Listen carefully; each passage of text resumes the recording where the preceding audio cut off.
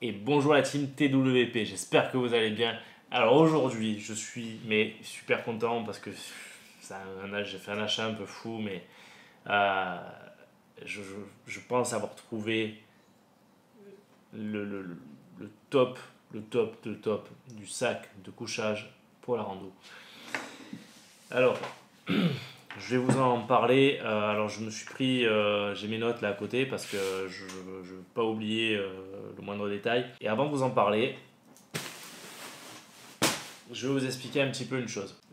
Pour ceux qui ont suivi la vidéo, la série de vidéos où j'ai fait mon trek solo, vous avez vu que je suis parti avec un très très gros sac, un sac de 24 kilos. Clairement, j'ai souffert. Ah, clairement, cette dernière rando, ces 24 kilos m'ont tué. Ça a été très très compliqué.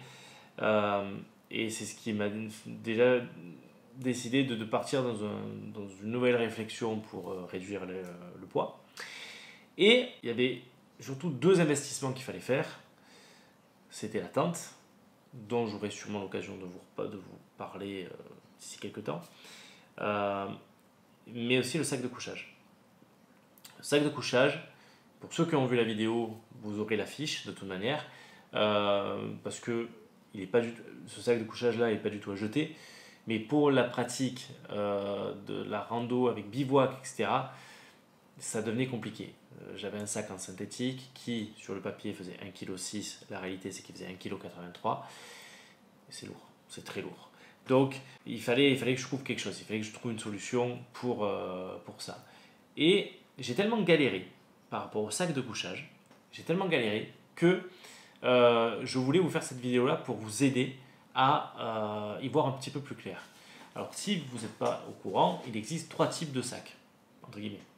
Vous avez le sac qui est rectangulaire, hein, donc c'est pareil en haut, pareil en bas. Vous avez le sac momie. Donc d'ailleurs, le premier sac, je, je le zappe parce que c'est pas du tout adapté pour ce que je fais, rando, bivouac, etc. Ça peut l'être si vous allez faire un séjour, dormir dans un gîte par exemple, ou pourquoi pas en van, enfin, ce genre de truc, c'est tout à fait adapté, mais c'est pas adapté pour les randos bivouac. Donc il restait deux solutions. Donc le sac de couchage en forme de sarcophage, aussi appelé sac momie, et le kilt ou quilt.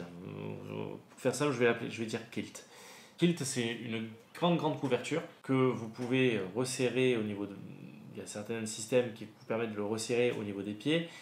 Ça apporte aussi un certain confort, c'est très léger. Mais pour être tout à fait honnête avec vous, j'étais pas trop fan avec cette idée-là. Je voulais un bon compromis entre les deux.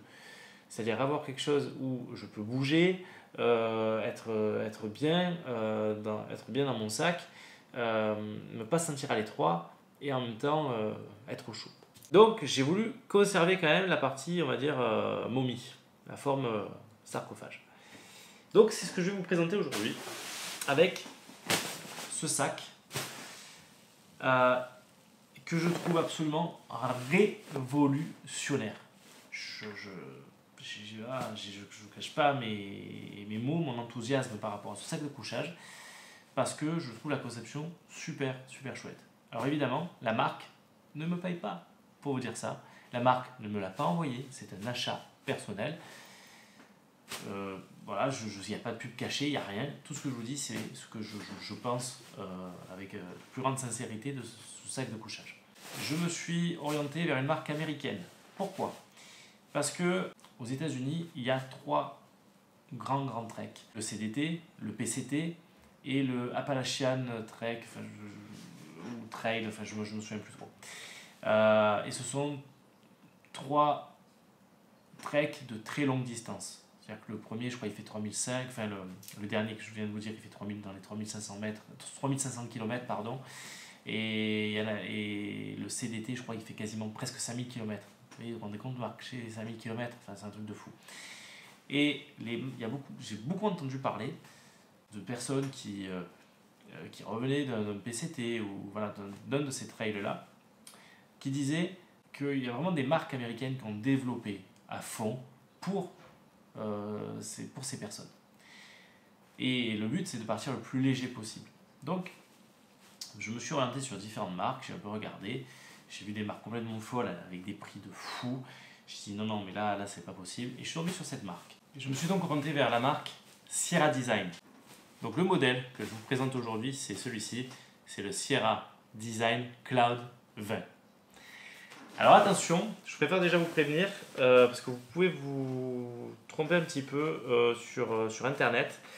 Vous pouvez voir le Sierra Design Cloud 800, ce qu'ils disent 800 d'ailleurs, vous le trouvez sous cette référence-là, 800/20 et des fois 20F. 20F, c'est pour le 20 degrés Fahrenheit. 20 degrés Fahrenheit, ça veut dire moins 6 degrés confort. Le 800, c'est pour le pouvoir gonflant. Donc je vais y revenir, j'ai tous les chiffres, je vais tout vous expliquer. Donc très rapidement, allez hop, je vous donne les chiffres, comme ça c'est fait. Au nom du produit, je vous ai dit, c'est le Cloud 20. Vous pouvez vous le trouver sous la référence Cloud 820. Il est fait pour 3 saisons. Il est en duvet de canard. Il est certifié RDS. Hyper important, vous connaissez mon éthique concernant le monde animal. Il est certifié RDS, ça veut dire qu'il n'y a pas de souffrance animale. C'est-à-dire que c'était des animaux qui étaient dédiés à être tués pour être mangés. Ok. Et il n'y a pas de gâchis, c'est-à-dire que les plumes, après, une fois que les animaux ont été abattus, les plumes sont récupérées pour pouvoir faire des duvets, des doudounes, enfin ce genre de choses. Pour moi, c'est hyper important parce qu'il y a certaines entreprises qui, en termes de souffrance animale, ils sont à ce level-là. Ils sont très très hauts. C'est-à-dire qu'ils vont les déplumer alors que les animaux sont encore en vie. Et ils vont les laisser comme ça pendant plusieurs jours, plusieurs semaines. Et ils déplument au fur et à mesure alors qu'ils sont encore en vie. Vous imaginez ça? Bref, donc moi, c'est pas possible d'acheter et d'investir dans un truc pareil. Voilà. Bon, ça c'est petit aparté. Au niveau du pouvoir gonflant, on est sur un très très bon niveau de pouvoir gonflant, 800 Qin. En température confort, donc c'est là où j'en viens, on est à 26 degrés Fahrenheit, ce qui correspond à une température de confort de moins 3 degrés, avec une limite confort à moins 10. Là, moi ici, je fais 1m82, il fallait donc que je prenne une taille L. Là, faites attention, faites très très attention quand vous choisissez un sac, vous prenez celui-ci ou un autre. Quand vous prenez un sac en duvet ou même en synthétique, en fait, un sac de couchage dit momie, vous prenez votre taille et vous rajoutez 30 cm. Vous ne réfléchissez même pas, vous prenez 30 cm au-dessus. Donc sinon il va y avoir un vrai inconfort et c'est pas bon du tout. Et il faut des fois pas trop faire confiance aux fabricants. Il faut mieux faire confiance après à soi. Après, c'est une question de pratique. Si vous avez la possibilité de l'essayer en magasin, c'est encore mieux, mais voilà. L'une de ces conceptions, allez, je vais vous montrer ça tout de suite, on va déballer. Hop. Alors évidemment, livré dans un sac qu'il est pour le duvet, c'est hyper important. On a un petit sac de compression pour le transport, donc justement quand vous allez en bivouac. Et donc là, on a un très beau produit. Je ne vous ai pas parlé du poids pour l'instant volontairement. Parce qu'il faut que vous compreniez un petit peu le concept de la marque, que je trouvais vraiment énorme. Donc on est voilà, sur un sac de couchage. Ok. Momie. Et, je ne sais pas si vous remarquez là, il n'y a pas de fermeture éclair. Donc en fait, c'est vraiment un système de couverture. Vous venez, vous emmitouflez dedans, comme si vous étiez chez vous, quoi, sous la couette. Vous emmitouflez. L'avantage par rapport à un kilt, c'est que vous avez une capuche pour justement éviter des perditions de chaleur, etc. Et il y a un petit truc, quelque chose, je ne sais pas si vous allez vraiment bien le voir. Vous voyez là, on voit ma main. Là ici, il n'y a pas de plume, il n'y a pas de plume dans le dos. Alors, une raison très simple. Ça, c'est le constat que l'on fait avec également les kilts. C'est les ingénieurs, je dirais, oui, enfin, les personnes qui ont créé, les inventeurs du kilt en rando, justement, l'intérêt c'est d'enlever tout ce qu'il y a dans le dos niveau plume, niveau garnissage. Pourquoi? Au-delà de gagner en légèreté, c'est que vous quand vous êtes dans votre sac de couchage, en duvet, vous écrasez, vous compressez avec votre poids. Résultat, vous perdez complètement le pouvoir chauffant du duvet, parce que vous l'écrasez. Ok? Donc, il n'y a pas grand intérêt de l'avoir. Même moi, là, vous voyez, j'en ai dessous. Alors, c'est moins garni, c'est moins garni dessous que dessus, évidemment. Donc, voilà. Et il y a un endroit où il n'y a strictement rien. Pourquoi? Et alors là, parce que là, c'est génial. C'est génial, c'est que vous avez un système ici. Donc, je ne sais pas si vous visualisez bien, mais vous voyez cette espèce de, je vous montre comme ça là, espèce de housse. Je sais pas comment on pourrait appeler ça, mais ouais. C'est en fait, c'est vous venez glisser votre matelas. Moi, l'un de mes gros problèmes, c'est que je bouge beaucoup. Et quand j'avais mon matelas autogonflant, très souvent, je me retrouve par terre en fait. Je me retrouve par terre parce que je bouge et donc je glisse. Là, tu glisses plus, là, c'est fini. C'est fini. Tu dors comme à la maison. C'est-à-dire que tu mets ton matelas, il vient se coincer. Il vient se coincer là-dedans. Et c'est fini, c'est terminé. C'est terminé, ça bouge plus du tout. Je trouve ça génial. Donc ça, au niveau du concept, premier concept, pas de zip. Là, ce système-là, génial. Et alors, pour les pieds, parce qu'on va en parler, tu as un confort moins de 3. Mais si tu dors, qui fait 10 degrés, tu risques d'avoir un peu chaud. Ouais, d'accord. Donc, le but, c'est de pouvoir sortir tes pieds. Et bien, le même système qu'ils ont fait là, ici, tu le retrouves là. C'est-à-dire que là, voilà. Donc là, je mets ma main complètement dedans. Coucou. Et imaginons que les pieds sont là, tu vois, ça bouge pas du tout. Hein. Voilà. Donc tu peux sortir tes pieds en 2-3 mouvements et tu bouges comme à la maison. C'est comme dans ta couette. Et je trouve ça absolument génial, absolument fabuleux. Donc c'est tellement un produit que j'ai trouvé tellement fou, tellement énorme. Dans sa conception, j'ai trouvé hyper ingénieux, hyper voilà. Mais que je voulais vous en parler et vous parler de cette marque-là. On va parler donc du poids. En taille régulière, il fait 820 grammes. 820 grammes pour un confort moins 3. C'est très bien. Pour un sac de couchage, c'est très bien. Le poids en taille L, ce qui est mon cas là, il est à 900 grammes.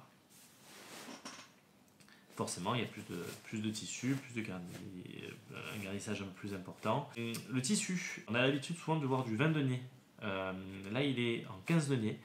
Donc, ça veut dire légèrement plus fragile. Un petit peu déperlant, voilà, pour éviter l'humidité, pour justement éviter que vous perdiez le pouvoir chauffant de votre duvet, de votre sac. On va parler de la chose qui fâche, le prix. Et qui fâche oui et non, parce que si vous le voyez comme un investissement à long terme, ça vous coûte finalement pas si cher que ça.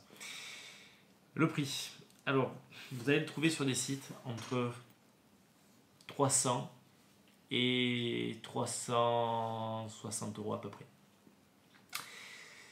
Moi, j'ai fait un coup de fusil. C'est que n'hésitez pas de temps en temps à aller voir sur Amazon, notamment le Amazon DE. Il faut savoir que l'Amazon, l'Amazon allemand, je l'ai eu en long pour 250 €. Voilà, moi c'est le prix que je l'ai acheté.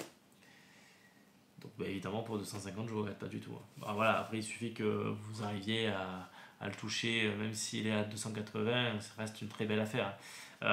Et il faut se dire que ça c'est quelque chose que vous faites en sorte de bien le protéger, et c'est quelque chose que vous allez garder dans le temps.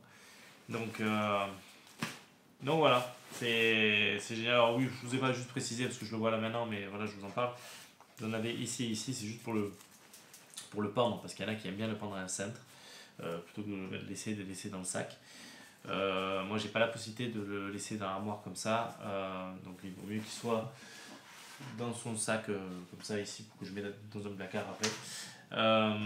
Mais c'est bien pratique aussi si par exemple il y a eu de l'humidité dans la nuit sur votre bivouac.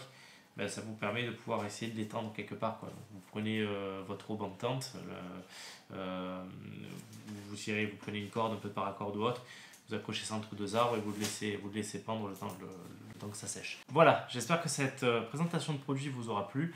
C'est la première fois que je vous présente du matériel hors photo. Donc si vous tombez sur cette chaîne, ben, bienvenue. La chaîne The Walking Photograph, c'est une chaîne qui est dédiée à la rando et à la photographie. Donc on est en famille ici, donc voilà, n'hésitez pas à vous abonner, il y a de bonnes vibes, voilà, tout le monde est content, tout le monde est heureux, tout va bien.